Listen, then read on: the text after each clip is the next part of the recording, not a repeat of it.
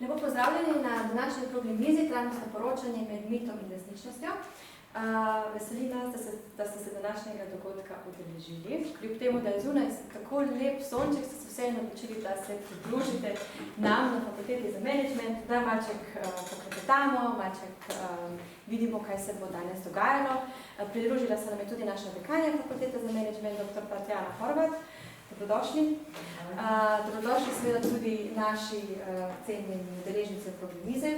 Upam, da ste v redu in da bo danes konstruktivna debata, se že veselimo vsi skupaj in seveda dobrodošlica tudi našemu programskemu direktorju programa Management trajnostnega razvoja, magistrskega programa profesora dr. Roberta Biloslava, ki bo tudi današnjo okrogle mizo moderiral. Hvala, Mateja, za uvod in lepe besede. Lep pozdrav tudi z moje strani. Veseli mi je, da je prišla naša dekanja, ker zdaj na tisti strani pa si vsaj toliko, koliko na naši strani. Ja, ampak pogledajte, v bistvu smo ugotovili, da je vreme pač tukaj na obali preveč lepo, ne? 30 stopinj pa sonček pač vodi na morje. Če bi bili pa v notranjosti, je držim in tako naprej, bi bilo to verjetno drugače. No, kakorkoli že, me veseli, da ste danes tukaj z nami. Kot lahko vidite iz naslova, pogovarjali se bomo o trajnostnem poročanju. Mislim, da je trajnostno poročanje danes tematika, ki je zagotovo pomembna za vsa podjetja, ne samo več za velika podjetja, tudi pač za mala in srednja podjetja in pa bomo rekli tudi za nepridobitne organizacije, ker se dejansko zakonodaja in direktive Evropske unije na tem področju zelo spreminjajo. In tisto, kar bomo skušali danes povedati, je, kako je to pomembno za male in srednje podjetje, pa tudi za nepridobitne organizacije. In pa še nekaj, kar se dogaja. Tale občutek, da če podjetje ima trajnostna poročila, da potem je zeleno, okolju prijazno, človeku prijazno, družbeno odgovorno, ni mogoče vedno čisto odraža resnice, mogoče je tudi en del mita tukaj notri, ampak o tem verjetno bojo veliko več povedali kolegice in kolega, ki so danes tukaj z nami. Naj povem, torej Polona Beljak, študentka oziroma zdaj praktično malo diplomantka magistrskega programa Trajnostni razvoj. Zelo malo manjka, v bistvu samo še zagovor in zadeva bi bila rešena. Mateja Trobec, ki je dejansko pred kratkim magistrirala na programu Management trajnostnega razvoja, Larisa Muzica, ki bo magistrirala na Biotehnični fakulteti Univerze v Ljubljani in je ravno tako čisto še malček manjka in bo prišla do konca, in pa Aleš Kušlan, direktor inštituta Equilib, ki se dejansko z vprašanjem trajnostnega poročanja že itak profesionalno ukvarja. Predno bi šli, potem, da se mogoče malo poznamo, bi vprašal vsak izmed vas, kje ste se srečali s trajnostnim poročanjem? Magistrska naloga, delo, organizacija, kako? V bistvu bolj v okviru naših predavanj skupnih. S pojmom sem se drugače že srečala na dodiplomskem študiju, potem je ta tema tako privlačila, v bistvu, da sem pisala na ta magistrski študij. Tako da s trajnostnim poročanjem v bistvu pri vas, debato, pa še z vlastnim raziskovanjem, zanimanja, zaradi vsega certifikata in dogajanja po medijih. No pa tema v bistvu tudi magistrske naloge, ne? Tudi tema magistrske naloge, ja, v bistvu sem potem to implementiral, v bistvu uporabila v okviru tega podjetja, kjer sem zaposlena, tako da sem raziskovala znotraj tekstilne industrije. Sicer se ukvarjamo samo z proizvodnjo in prodajo nogavic, je to en majhen del tekstilne industrije, ampak vseeno v bistvu je bilo zanimivo se poglobiti in ugotoviti vse te enormne vplive. Tako da, ja, nekaj potrebno. Zdaj bo, ker je v bistvu tekstilna industrija tako ni principirana ravno kot najbolj okolju prijazna, ne? V dobršnem delu, ne? V velikem delu ne, ja. Velik porabnik vode, v bistvu velik porabnik, velik polutor toplogrednih plinov, v bistvu velike površine se uporabljajo v bistvu za proizvodnjo bombaža, veliko kemikalij se uporablja, vsaka umazana industrija v bistvu osredotočena na azijski trg večinoma, tako da kjer so tudi zelo slabe delovne razmere. Tako da ja, je kar enih veliko minusov, Je pa tudi ogromen potencial, v bistvu je zelo pomemben sektor v Evropi. V bistvu je vredna v bistvu industrija nekje čez 180 milijard evrov, zaposluje nekje 1,5 milijona Evropejcev, nekje 160 tisoč podjetij. To so večinoma mini, mikro, srednja podjetja v Evropi. Tako da ima kar veliko težo in treba res začeti nekaj v bistvu delati v tej smeri. Super, prav, bomo prišli potem. Mateja, kje, kdaj? Prav tako prav na fakulteti, pri vaših predavanjih me to prvič pritegnilo, kadar smo tako bežno obdelali smernice poročanja. Potem pa kasneje še na enem izobraževanju prav na inštitutu Equilib, ki sem se ga tudi udeležila in tako sem se potem tudi odločila, da bom v bistvu to podrobno raziskala z magistrsko nalogo, ker sem se ukvarjala prav tako v podjetju, ker sem zaposlena, v malem oziroma srednjem velikem podjetju. Gre pa za plinsko industrijo, kar pomeni energija, ki je pa tudi zelo pomembna v tem vidiku. Pri čemer recimo ravno znotraj tvoje naloge ti si bila precej vključena v sam proces, ne? Torej si lahko videla, kje vse so tiste problemi in težave, ki nastopijo v procesu, verjetno, ne? Tako, ja. Ja, tako da bomo lahko o tem še nekaj več.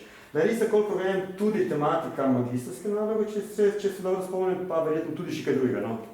Res je. Jaz sem se prvotno s to matematiko tako nekako se mi zdelo, ko sem začela študirati, da prej se tako kot imajo podjetja bilanco stanja na koncu leta, bodo moralo dati svoj trajnostni bilanco stanja. Ampak sem to tematiko malo dala na stran, ko sem pa začela razmišljati o magistrski in o tem, kam bi se usmerila, sem videla, da je to nekaj, kar v bistvu noben ne ve, kaj točno dela trenutno in ne vemo točno, kako bomo rešili podnebne težave s podnebnimi spremembami in kaj bomo naredili. Tako da me to zelo pritegnilo in me je predvsem zanimalo, kaj trenutno slovenska podjetja delajo, kje trenutno smo sploh s tem. In sem v bistvu izkoristila tudi magistrsko kot neko poglobljeno znanje, pridobivanje poglobljenega znanja o tej temi. Tako da sem zdaj v zadnjih 3 mesecih ravno to delala, raziskovala s podjetji, se pogovarjala predvsem z tistimi, ki se ukvarjajo predvsem s trajnostnim poročanjem znotraj podjetij, ali to znotraj kontrolinga, ali to znotraj oddelka za marketing. In se v bistvu pogovarjali z njimi, kako so pripravljeni, s kakšnimi ovirami se srečujejo in kaj pričakujejo. Prvo samo, ker ste mi prišli na tako idejo, da ne pozamem. Rekli ste, da se pogovarjala z ljudmi, ki so znotraj kontrolinga in ljudmi iz marketinga. Me samo zanima, je ta percepcija enih in drugih podobna, sorodna, ali so določene razlike, kako to vidijo, kaj je trajnostno poročanje? Tako? Ja, to je zelo dobro vprašanje, zato ker se zelo dobro vidi, ko se ti pogovarjaš z nekom, ki je dejansko v kontrolingu in se predvsem želi, da so te stvari eksaktne. Povejte nam, kaj vi hočete od nas, da vam damo točno številke, točno metodo izračuna ogljičnega odtisa. Medtem ko tisti, ki je bolj na PR, marketing delu, pa so tako bolj, kako bi rekla, bolj mehke besede, bolj mehke opisi vseh njihovih praks in vsega, kar delajo. In je to, vseeno se zavedajo, da je to ena od stvari, ki bo uporabljena v marketingu, ampak se pa tudi vsi zavedajo, da je to lahko zelo obenem stvar, ki jim bo backlashla, ki jim bo, če ne bodo tega pravilno uporabili, imela negativen učinek, ker zelo hitro potem pridemo do zelenega dogajanja. No, potem vprašam, ne bom zdaj samo tako vprašanje, samo si nastavim že naprej, ali bolj vidijo to, da je to nekaj, kar je prav, da naredimo, ali nekaj bolj, čimer v bistvu bildamo svojo blagovno znamko, potem kasneje. Aleš, Equilib pomaga podjetjima, da pripravljajo trajnostna poročila, vem, da poznate vse smernice, GRI imate v malem izjencu, s tem se ukvarjate. No, kako ti vidiš trajnostno poročanje, oziroma kdaj si se prvi srečal, kakšno je tvoje mnenje? Ja, kdaj sem se prvi srečal, ne vem, ker je že kar dolgo nazaj, ne bi mogli čisto točno povedati, verjetno desetletja, vsaj 1 desetletje več, več kot 1 desetletje. Srečali smo se pa s trajnostnim poročanjem kot delom družbene odgovornosti. Mi dejansko delamo s podjetji, imamo razvita 2 certifikata, družini prijazno podjetje pa družbeno odgovorni delodajalec.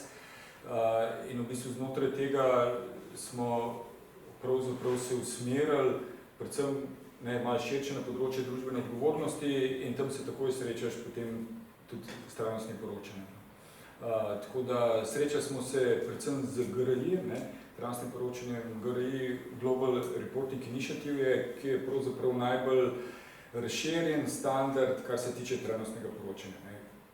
Mislim, da že tudi mogoče v Princu bolj vedeli, ki so pisali magistrsko, ampak tam med 25 in 30 let že to obstaja, ali pa vsaj med 20 in 30 let ta standard obstaja in se je skozi gradil, in v bistvu mi smo tudi rasli z njim, s tem standardom, in v bistvu tudi podjetja, ki poročajo po tem standardu, upam, da tudi rastejo z njim. Da je to poročanje dosti bolj transparentno pa relevantno, kot je bilo pred 10-15 leti. No, kar bi dosti bolj. Torej, se ti zdi po vsej tej praksi, v tem delu za podjetji, da je trajnostno poročanje res tisti pravi korak, kamor bi želeli priti v to, bolj družbeno odgovorno trajnostno poslovanje, ali je samo nek vmesni korak, ali celo malo diši po greenwashingu vse skupaj, to tudi poznamo. In vem, da je veliko negativnih mnenj, da pravzaprav trajnostno poročanje koristi predvsem za to, da je veliko zelene barve, drevesa, odlično okolje, lepo se sonček sijejo, čisti oblaki. V operativi, v poslu pa ostaja bolj kot ne tako, kot je bilo. Kako se tebi zdi? Ja, si že sam povedal, to je ta tretji del. To je tako, prvi slišam to besedo zeleno zavajanje, ki mi všeč. Ampak to se zdaj tako uporablja, ni več, ta greenwashing je zeleno zavajanje. Zelo veliko zelenega zavajanja je pri trajnostnem poročanju.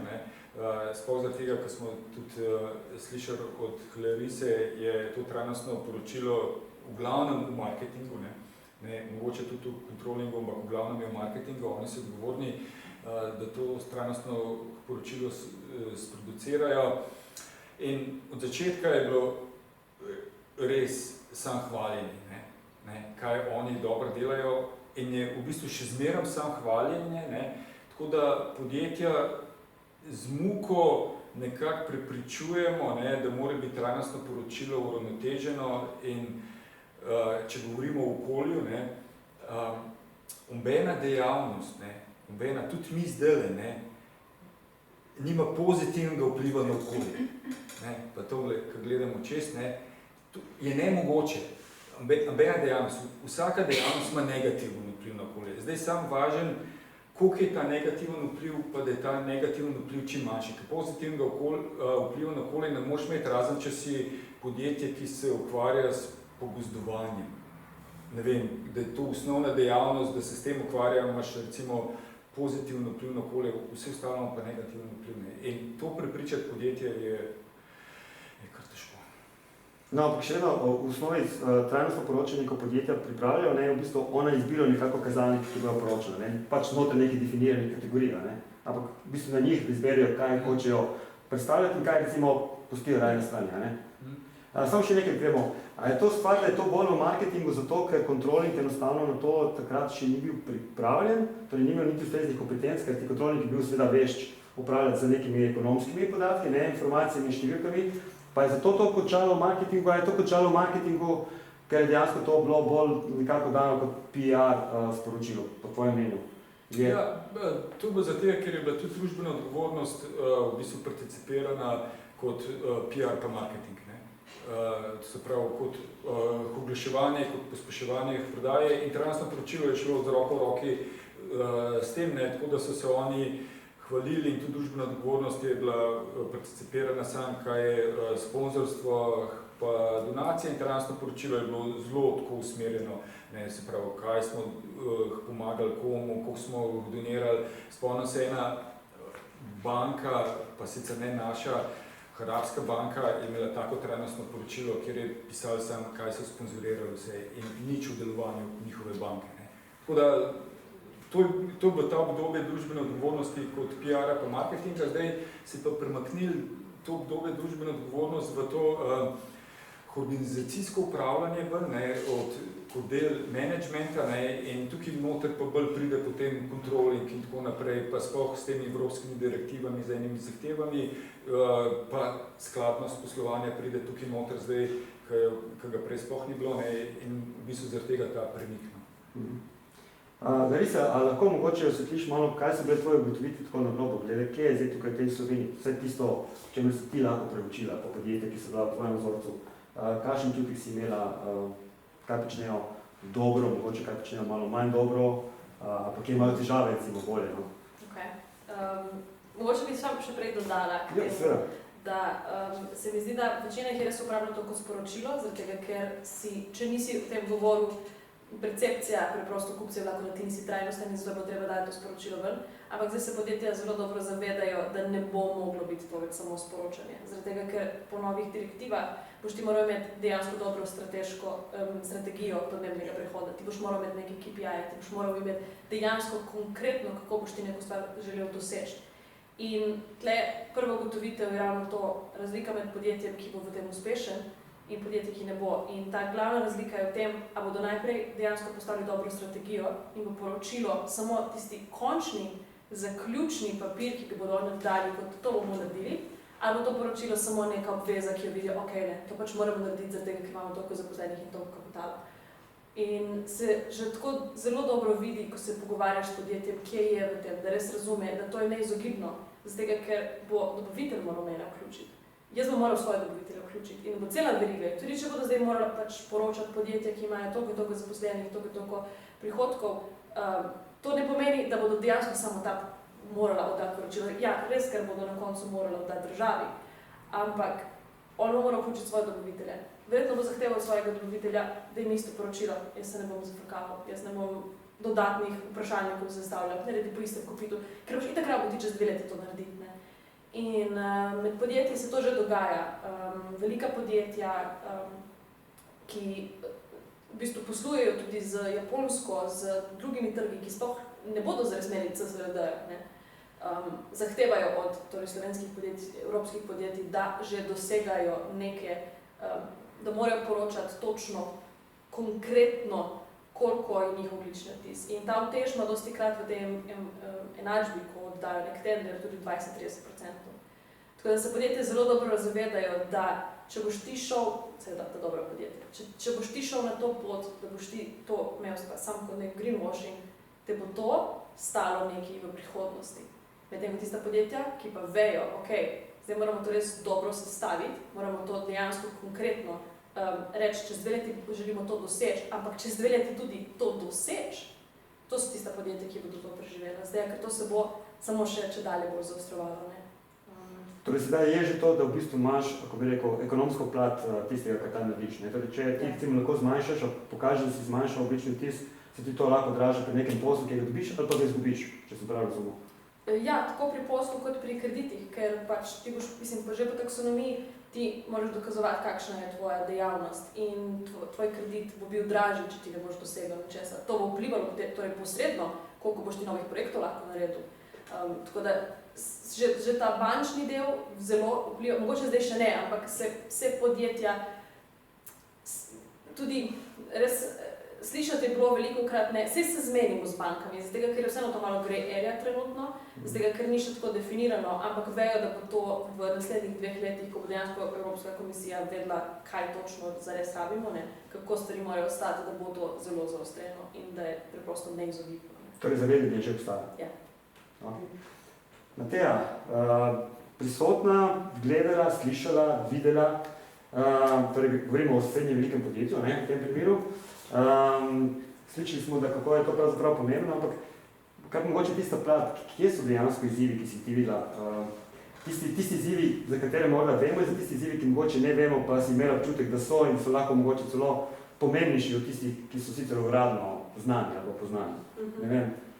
Mogoče ravno to, kar sta kolega govorila, predvsem ta začetek, nastaviti te kazalnike, da bodo res tehni in da nam bodo nekaj pokazali. Se pravi, da se ne samo promoviramo in ne govorimo samo, v čem smo uspešni. Mogoče kakšno leto moramo pokazati tudi, da je karkoli padlo, da nismo dosegli svojega cilja in ravno s tem se pravi dokazujemo in izboljšujemo. In prav tako, kot je rekla, strategija.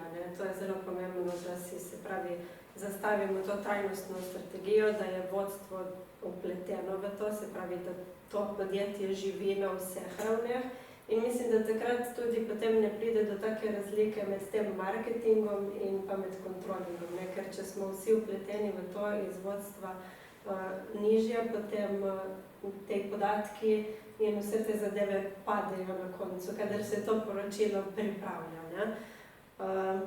Začetek je Torej, nastavi tele. nastavi. Torej, v bistvu bilo smiselno, pripraviti strategijo, pa se potem pogovarjati o KPI-jih, bi bilo bolje, manj problematično.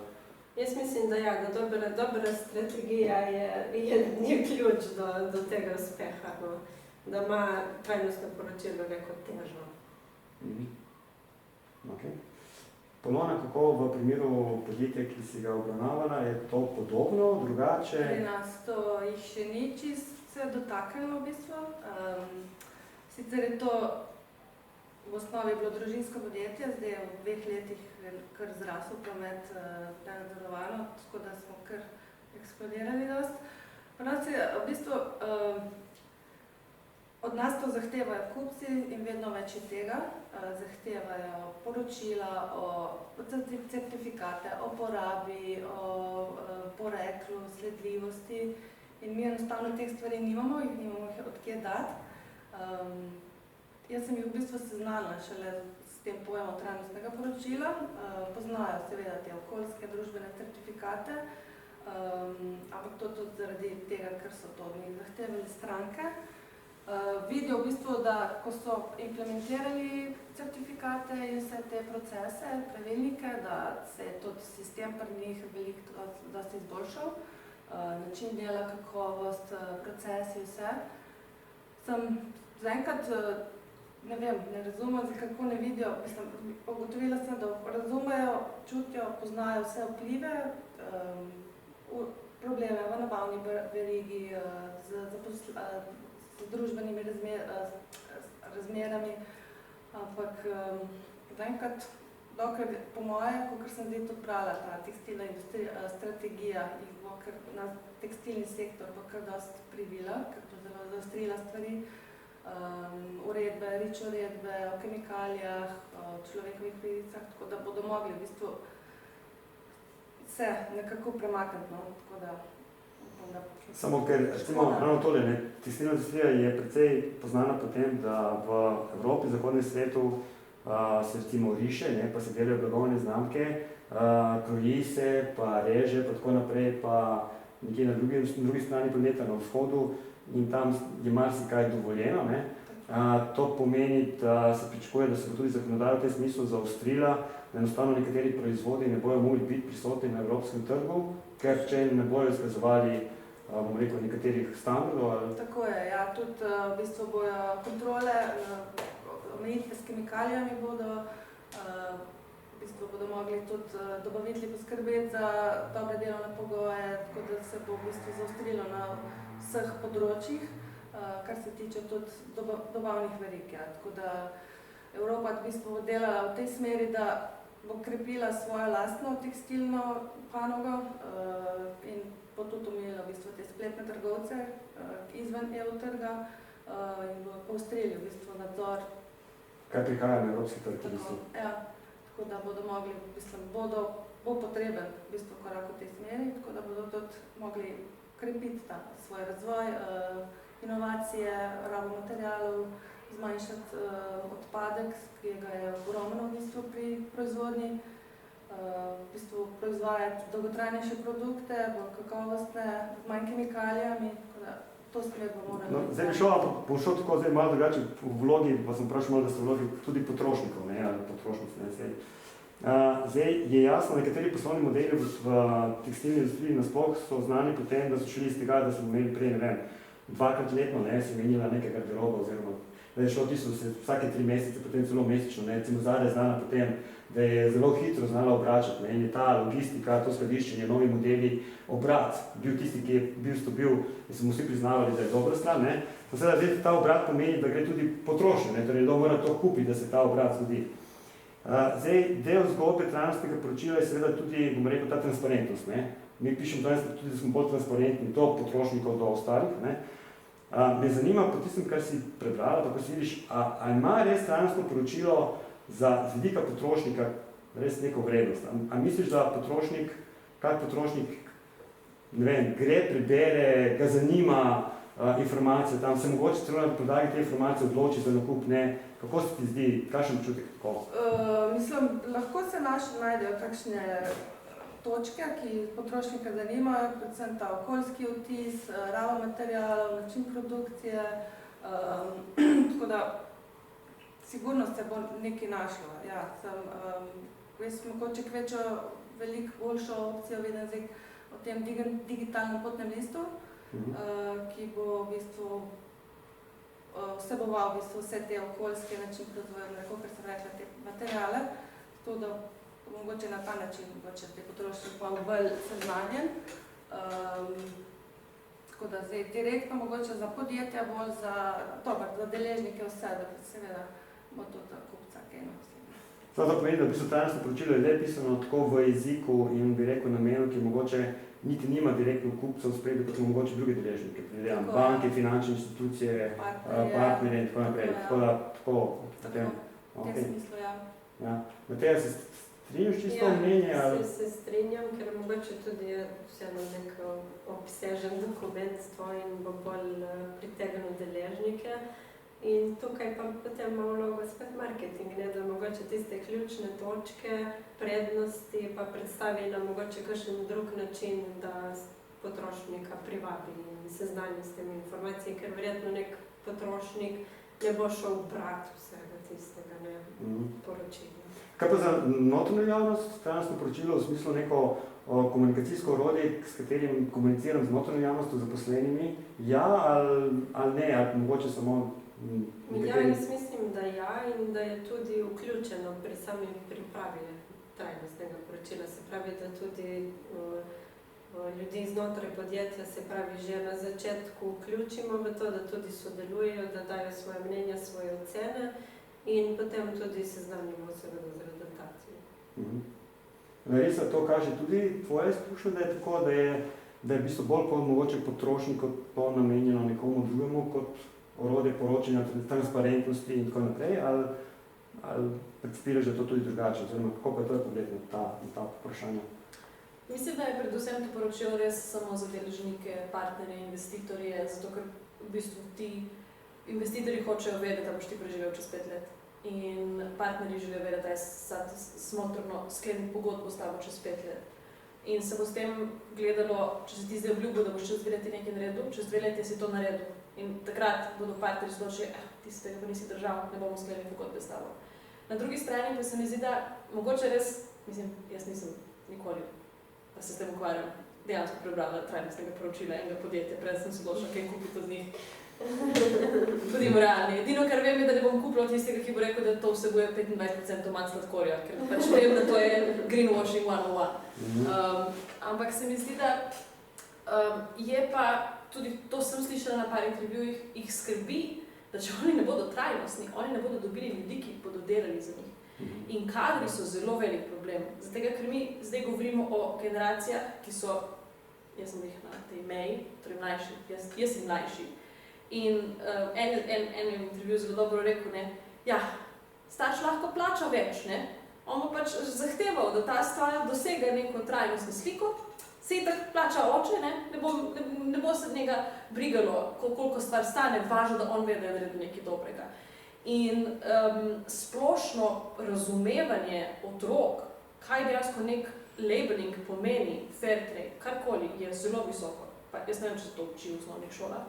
Ampak dejansko je neka, se mi zdi, da zelo močna percepcija mladih generacij k temu, da želijo kupovati in bodo hoteli vedeti in se bodo razvijali, če dalje bolj različna orodja. Mislim, se že Instagram in druge socialna omrežja, če je neka firma, ki dela slabo, to pač gre ven, to se bo zvedlo.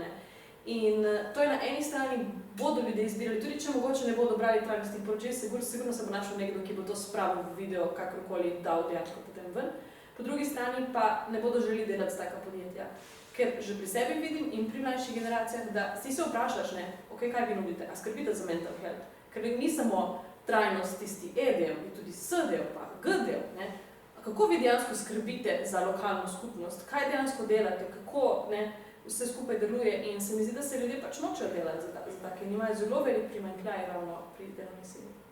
Ja, če se vrnem, ker mislim, da je na zelo dobro točnost, sicer malo se odmaknem trajnostnega poročanja, ampak skoraj da ne morem ne izpustiti tega. Ne. Tata, mama plačata, ne, in sem jaz zelo, kako bi rekel, zelen, ne, fair trade in tako naprej, ampak ne bi mogoče raje kupil kakšno majčko manj, pa bi bil tudi lahko zelen, mogoče kot kupiti 10 fair trade majčk, če mogoče jih ne rabim. Mislim, samo sprašujem, je ta, katera logika prevladuje? No? Ja, saj se mi zdi, ko se začnemo spraševati o tistem poglavitnem filozofskem vprašanju, kako bomo mi rešili podnebne spremembe, je odgovor zelo verjetno temelji na zmanjšanju potrošnje. Potrošnja je tisto, kar povečuje to, da se fast fashion, to, da mi kupujemo in se proizvaja. To je v bistvu družbeno, socialno vprašanje, ne? A bomo dejansko spremenili navade ljudi?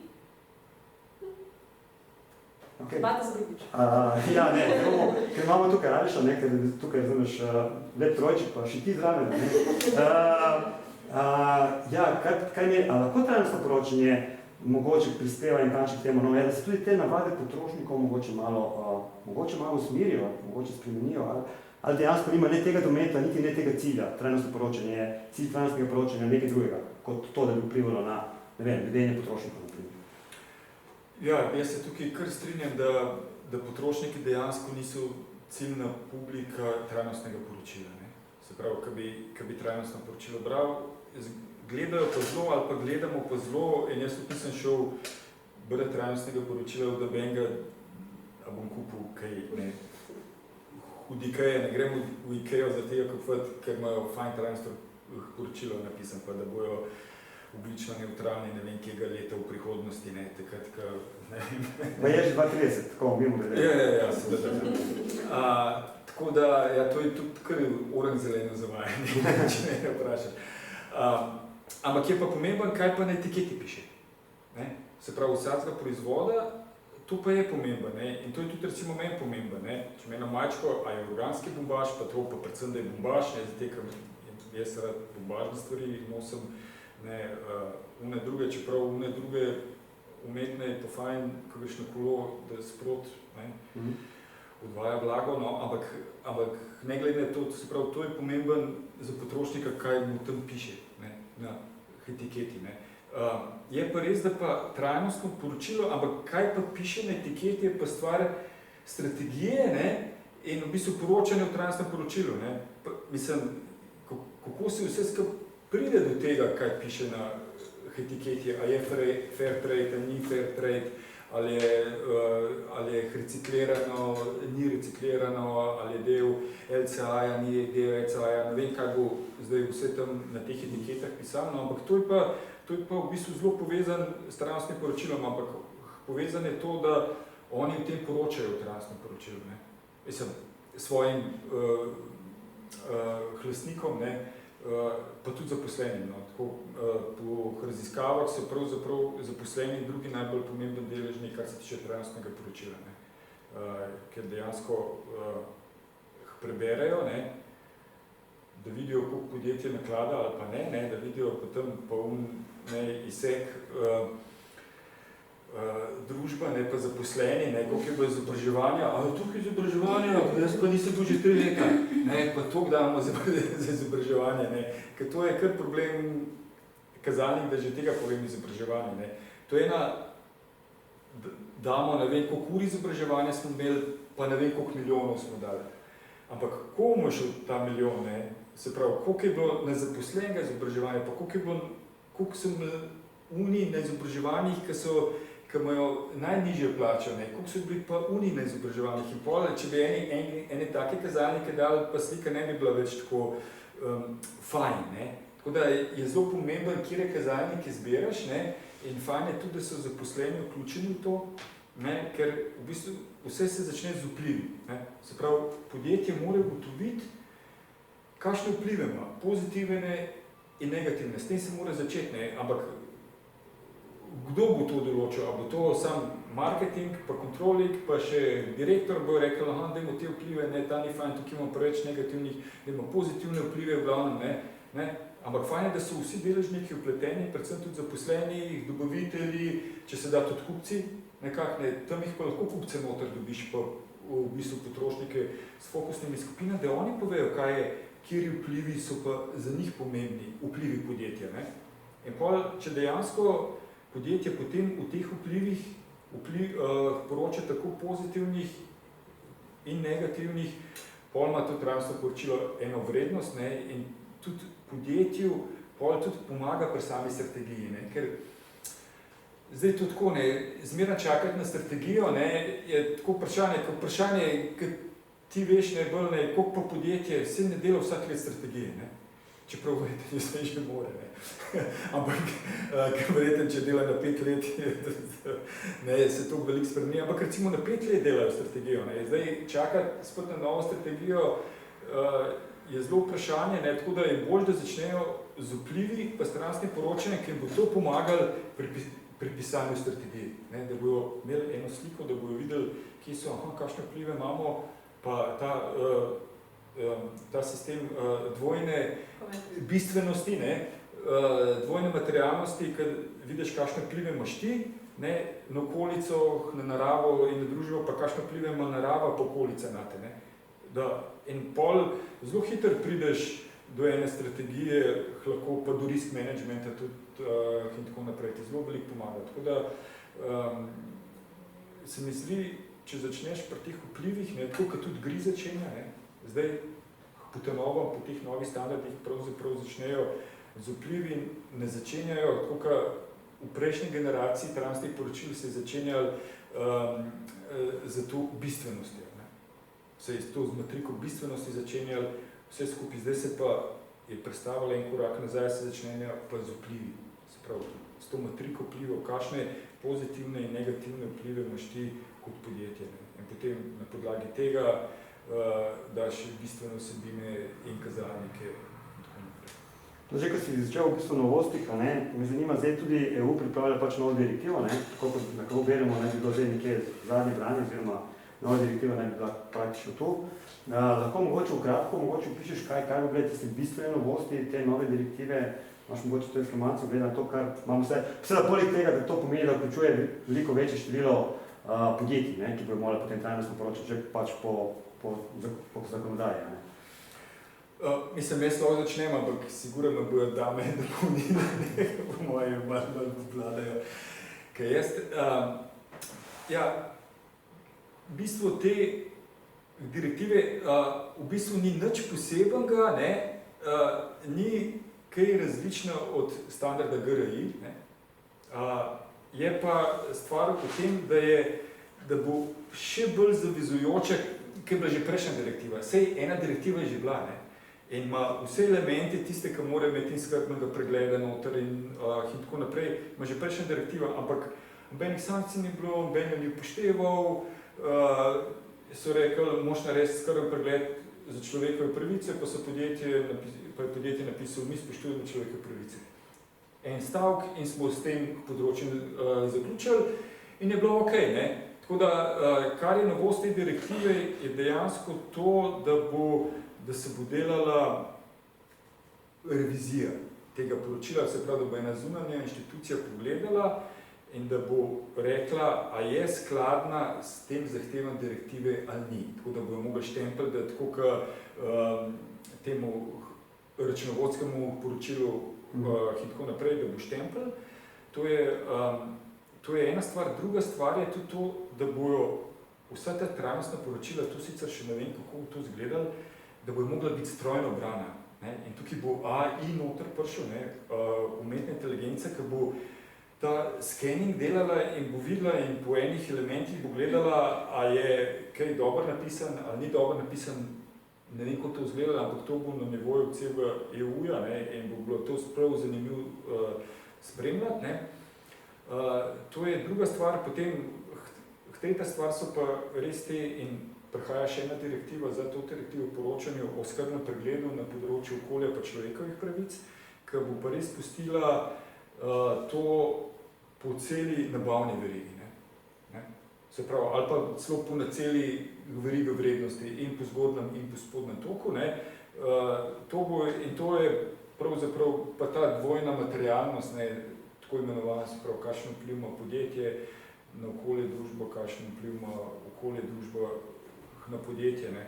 Tako da je tukaj treba to novo direktivo v poročanju jemati kot en trojček ali bo že četvorček malo, se pravi, in ta direktiva o taksonomiji, kjer bo treba poročati tudi o taksonomiji v trajnostnem poročanju, trajnostno poročilo, skrben pregled na področju okolja, človekovih pravic, ki bo šel po celi nabavni verigi, se pravi, en tak sklop teh direktiv zdaj prihaja, na katerega pa podjetja niti slučajno niso pripravljeni.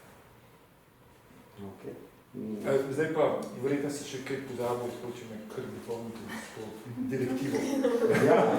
No, kaj je še pomembnega? Jaz bi kar zarisal, no, zdaj potem, torej, Andrej pravi, da podjetja niso pripravljene na to, kar jih čaka, ne?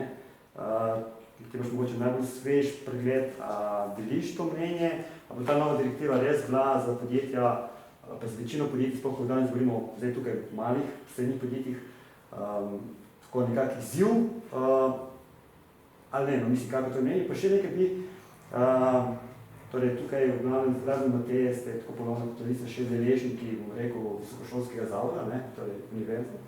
Me zanima, kako pa tukaj v tem polju, ne, trajnostno poročilo neke univerze, ne, nekega, bom rekel, javnega sektorja, po vašem mnenju lahko tudi nekaj, kar bi lahko prispevalo ali smiselno, zdaj smo govorili samo o podjetjih, ne smo videli razloge, zakaj in tako naprej, ne, pa profit, pa poslu, da javni zavodi recimo niso toliko v, bom rekel, poslu, ne, tako neposredno, ne, vsaj ne. Pa me zanima vajen pogled tudi na ta del, ne, ali je tukaj trajnostno poročilo po vašem mnenju smiselno, potrebno, lahko kaj prispeva, da Lisa, prosim. Ne vem, na katero vprašanje treba govoriti. Ja, ali začnemo pri javni zavod, ne, ali pa začnemo pri, kako so slovenske podjetja po tvojem pripravljene na ta novo direktivo, ki prihaja. Bom začela prvi. Se mi zdi, da podjetja, ki so priporočila po GRI-ju, ki naj bi bil zelo v bistvu osnova za CSRD, podjetja, ki so imela že ISO standarde, to so podjetja, ki so pripravljena zaradi tega, ker imajo že neke prakse. Imajo že neko razmišljanje, neko poročanje, nek vzvod, ki bo jim olajšal, da bodo dejansko potem to poročilo sestavljali. Definitivno ta podjetja bodo imele nekakšno rahlo lažjo pot. Ampak se mi zdi, da tako večina, tudi kar spremljam tudi trg dela in če gledam, koliko ljudi dejansko bilo zaposlenih v zadnjem času in na podlagi teh intervjujev, večina je v bistvu samo nekoga prerazporedila na zdaj trajnostno, vodijo trajnosti. Zelo malo dejansko novih ljudi zaposlilo. Vsi pričakujejo, tisti, ki zaposlujejo, pričakujejo ljudi, ki imajo 3 do 5 let izkušenj v trajnostnem poročanju. Jaz ne vem, kaj so vsi te ljudje, ker po prejšnji direktivi je 15 podjetij koliko poročalo, tako da 15 ljudi v Sloveniji. Tako da so neka nerealna pričakovanja, kako točno bo to naredilo in zato se mi zdi, da tudi po njihovih besedah večina jih preprosto računa na konsulting. To je zunanji sektor, ki bojo pač pomagali. Ki bodo z njimi. In z njimi sem tudi imela intervju in sem tudi v bistvu me zanimala, kako so tudi oni pripravljeni. Slabo. Ravno zaradi tega, ker noben ne ve, kako bomo to naredili. Ne? In vsi pričakujejo večjo podporo od Evropske unije, večjo podporo države, da dejansko bomo usposobili te ljudi, da dejansko bodo te ljudje, ki bodo prišli v podjetje s delati na strategiji, dejansko imeli neko znanje. Zato, odgovor na drugo vprašanje, bi bilo, da jaz ne bi mogoče rekla, da je neko trajnostno poročilo v smislu res tega vpliva na okolje, ampak neko poročilo o trajnostnem izobraževanju, kar sicer vem, da zdaj je bilo v Sloveniji namenjenega en kup denarja ravno za reformo študijskih programov, da se vključi več tako od strojne fakultete, da imajo dejansko te komponente, dodatne predmete in da se o tem več govori. In se mi zdi, da bi bilo fajn, če bi dejansko obstajala neka pozitivna tekmovalnost o tem, kdo dejansko več doprinese v tej smeri in da bi to bilo tisto, kar bi bilo fajn, da bi dejansko fakulteta poročala. Ne. Koliko projektov smo izpeljali, ker se mi zdi, da največji primanjkljaj v Sloveniji je ravno to povezovanje med akademstvom in trgom, to ne obstaja, razen par fakultet preprosto ni, ne. Vsaj lahko rečem tudi za biotehniško fakulteto, to je, mislim, naravoslovje, to je biotehnologija, to je razvoj prihodnosti, če lahko rečem, ne. Spin-off podjetij, In se mi zdi, da iz tega vidika bi bilo zelo pomembno, da bi dejansko to povezovanje se podkrepilo, ne? Da dejansko neko znanje gre v podjetja in znanje iz podjetij, prakse, dejansko kaj se dogaja, ker oni so tisti, ki so zdaj na prvi liniji, ne? Tisti, ki bodo morali pač to rešiti in nimajo znanja, ne rabijo dejansko nekoga, ki bo to znanje dal. In se mi zdi, da tle bi neko trajnostno poročilo za visokošolske zavode vsebovalo to komponento, koliko projektov smo izpeljali, koliko To je kot nek prispevek zavod v družbi, tako nekako bi razumel to, v nekem takem, ti projekti in to, koliko smo nekaj dodali? Ja, recimo, ne vem, preprosto eno podjetje lahko, ne vem, ima neko težavo, lahko je že, ne vem, kako bomo zdaj rešili biodiverziteto neke lokacije, ki imamo, ne, in da ta projekt v bistvu pride iskanje te rešitve s tem, da ti, ne vem, ali imaš to kot seminarsko študentom, da imaš neke brainstorming sessione, da imaš neke hackatone, da imaš dejansko, ne vem, več nekih internshipov, da se v bistvu to znanje cirkulira hitreje med dejansko študenti, ki so vseeno sveže znanje, ker se mi zdi, da zdaj v bistvu bi tudi govorila še eno stvar bi dodala, še prej, ki mi je ostala, da velikokrat v podjetjih je ravno to problem, da jih ti ne moreš prepričati, to moramo zdaj narediti, ali pa to bi bilo fajn narediti, ampak je treba govoriti o številkah. Predvsem za generacijo, ki bo mogoče šla v penzijo, ko bomo morali biti oglično nevtralni, ne. In ni dovolj, da ti samo rečeš, da je treba, ne, ampak je treba dejansko širše razumeti, kako pristopiti sploh do tega, ne. Ni dovolj, da imaš strategijo, moraš razumeti vse svoje vplive. Kdo razume vplive? Noben. Koliko imamo mi specialistov za krožno gospodarstvo, za LCA analize?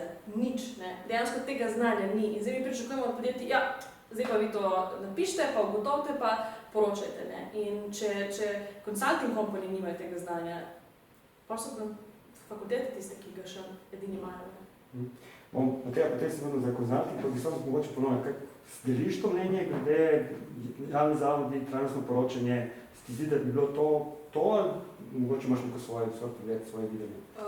Mislim, ja, javni zavodi vsekako, mogoče po eni strani jaz tudi po eni razumem v bistvu trajnostno poročilo kot prvo karkoli zdaj za podjetje ali za nevladno organizacijo, fakulteto, v bistvu, da se res dejansko prepozna res te svoje vplive in je potem to ta mirroring in ok, zdaj pa to je neko izhodišče, gremo štartati z te točke in gremo to reševati in iščemo načine in na tak način. Tako da čist...